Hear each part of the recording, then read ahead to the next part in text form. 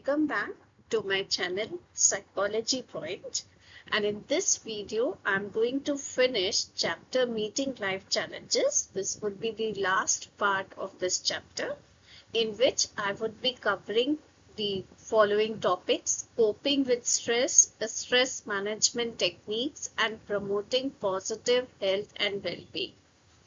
So let's start. Coping. What is coping?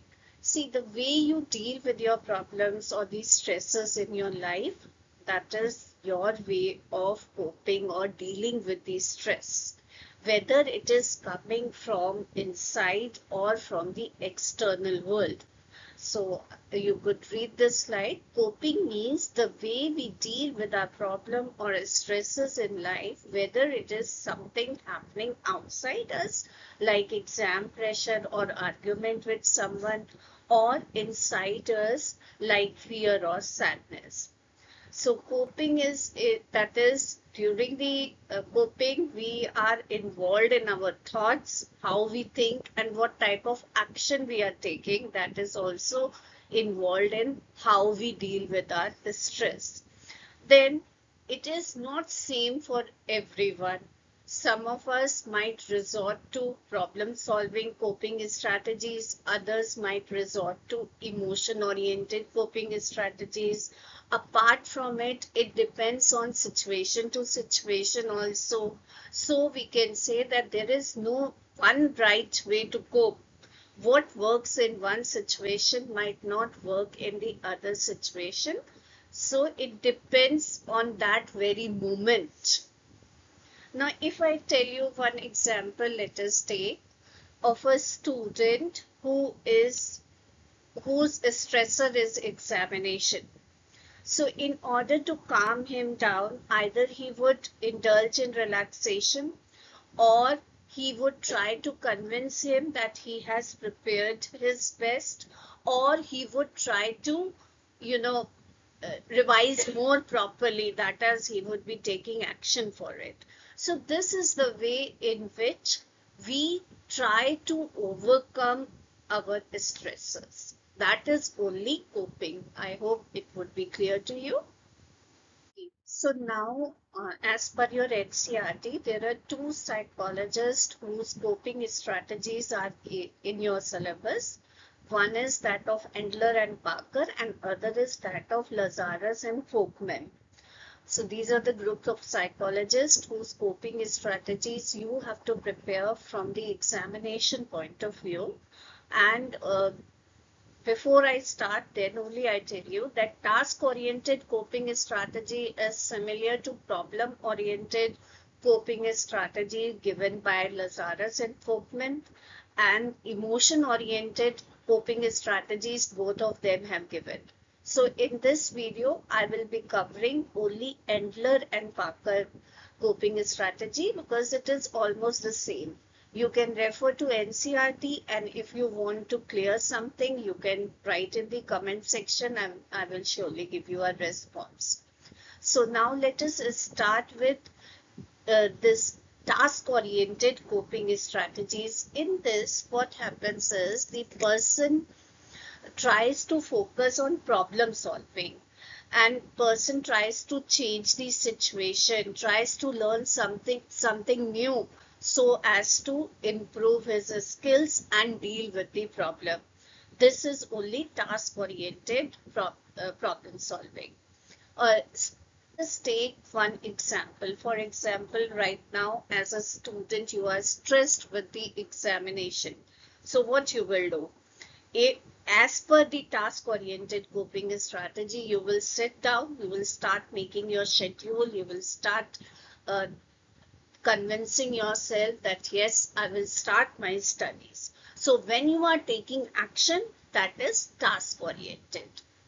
Let's turn to emotion-oriented coping strategies. In this, the focus is on the emotional distress. Persons deal with the feelings rather than solving the problem. So how? By venting out, by crying, or by praying and seeking emotional support. This is one of the strategy which the people use to reduce the stress. For example, if you are feeling stressful and you approach the counselor in the school, so to vent out your feeling, then that is emotion oriented coping. We discuss the third method which the people use to cope up with stress, that is avoidance oriented coping. In this, what happens is the person tries to avoid the situation. For example, if meeting with someone is a stressful, so you avoid it. Or if and just spend time in some other distractions like watching TV at that time. So this type of strategy particularly is useful in short term, but not always effective in long term, because there are various situations in your life. For example, for the examination, you cannot avoid any time. Then also, even if you avoid meeting that person, then inside you are thinking about that person only. Although for some time you are distracting your attention uh, from him by watching TV or by watching movies. Okay, so I hope it is very simple. These coping strategies, in order to understand, are very simple, and this is how we deal with the stress. Okay, so now let us start the stress management techniques which we can use to reduce our stress. First is relaxation technique, which all of us are aware of. It involves deep breathing exercises and progressive muscle relaxation. Deep breathing exercises, all of you know. In progressive muscle relaxation, what we do is we have to relax the lower part of our body first and then move upwards.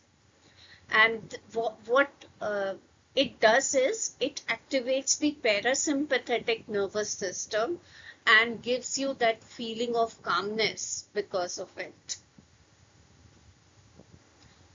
And as per board, I'm telling you that this question is also seen many times and it is very easy to answer. But the children who will use different presentation technique to present this answer will not lose even a half marks in this. You can make a chart at the center, you can write stress management techniques, and then in the clouds you can mention different techniques. First, I started with relaxation technique. Now I will tell you about biofeedback techniques and other techniques. So let's understand what is a biofeedback technique. It is a technique where a person is taught to control certain involuntary body functions like heart rate or muscles. Now, how and what? See, this technique basically involves three stages. In first stage is that of awareness, in which the person is made aware of whatever physiological changes are occurring in his body. Example, his blood pressure is shooting up or his sugar level is shooting down. So now, when the person is aware of these physiological responses, the next thing is he is taught to relax and take some steps to control these physiological responses, and in turn will help in regulation of the stress response. And in future, he can transfer these learned techniques in daily life. That is, let me explain you one example. For example, when you get aware that your blood pressure is falling down and you are in a crowded place, now what you should do? You should just take a place where you can sit down, take few deep breaths, first drink water. So all these things, when you do, it will reduce your stress. Okay, so now let us start a technique to inoculate yourself against the stress. that is cognitive behavioral technique. This was developed by a psychologist named Michibom. And main focus is to change your negative patterns into positive one, because most of our stress is caused due to negative thinking. So let's start this topic, that is a stress resistant personality. This is the next topic in your NCERT book.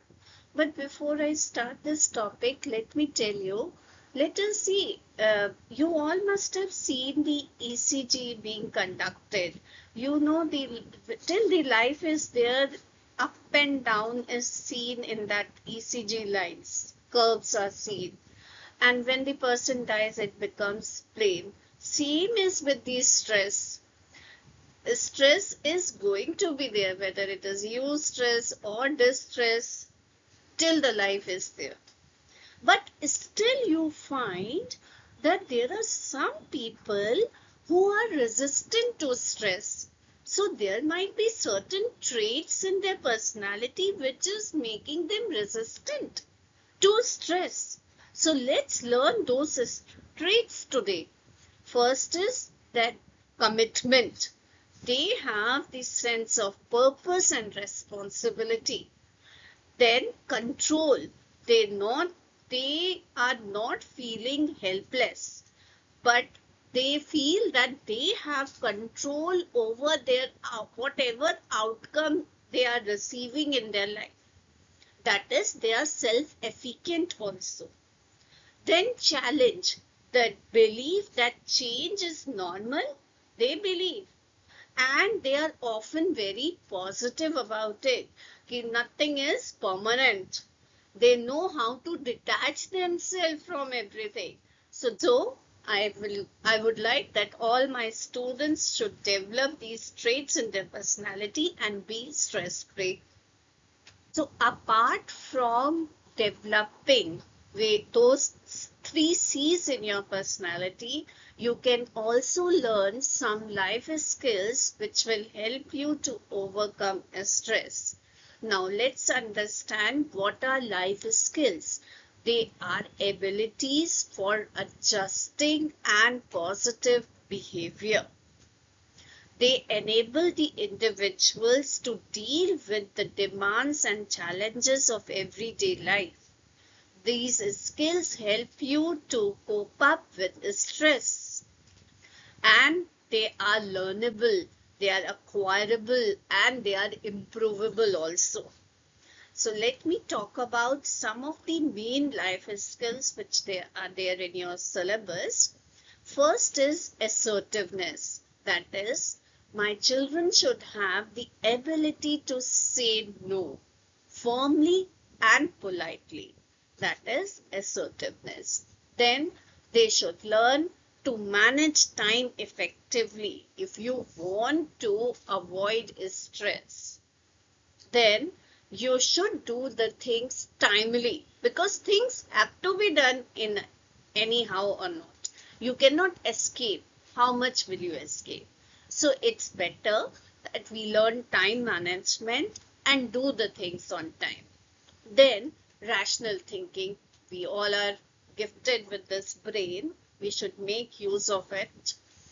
And then, of course, we have to have improved relationship if we want to have a stress-free life. Then self-care and diet is also very important. Let's see how social support can make you stress-free. See, it acts as a buffer against stress. It increases your psychological well-being when you have some people around to help you. Even if you have met some accident and you have some people to care about you, so your stress level reduces. So social support is very, very important. And for that, you have to have developed, you should know how to improve your relationship with others.